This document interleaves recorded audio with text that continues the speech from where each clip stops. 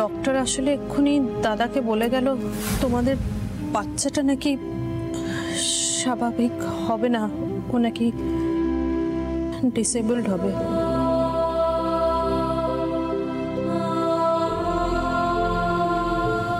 Hello, কি হয়েছে? চুপ করে বসে আছো কেন? হ্যাঁ, তোমার জুনিয়র তো পৃথিবীতে আসতে না আসতে একদম পাগল করে দিচ্ছে। একটা দোকান ওষুধ পাচ্ছি না, গোটা কলকাতা ঘুরে ফেলেছি, তারপর কি ওষুধ খুঁজে পেয়েছি, তারপর ওষুধ নিয়ে এসেছি। কি হয়েছে তোমার? এ হলো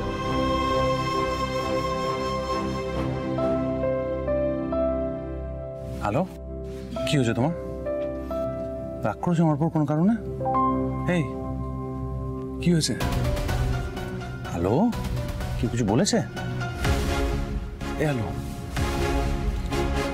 মুখটা এরকম করে রেখেছো কেন? হ্যাঁ, কি হয়েছে? কাঁদছো কেন? চোখে জল কেন? কি হয়েছে? হ্যালো,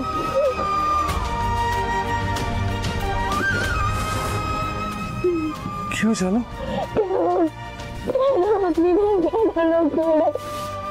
কি লুকালাম? কি লুকিয়েছি? কিছু লুকাইনি তো।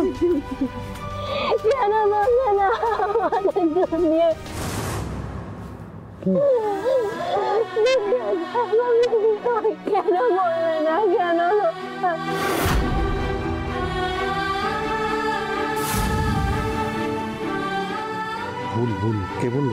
কে বলেছে? কে বলেছে?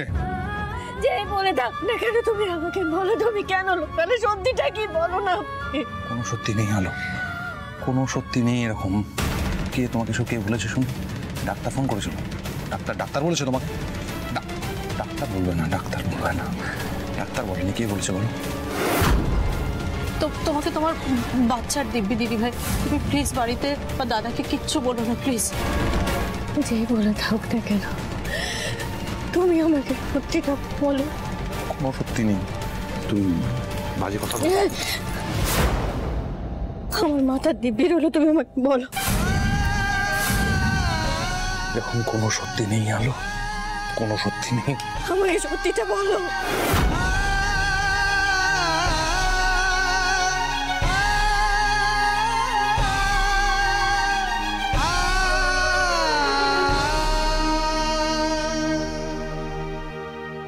আসলে আপনার ওয়াইফ এমন বাজেভাবে পড়ে গেছিল, বাচ্চা বেশ ভালোই চোট পেয়েছে, তাই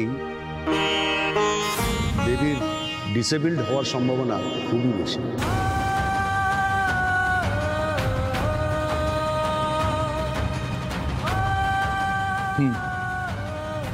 আমাদের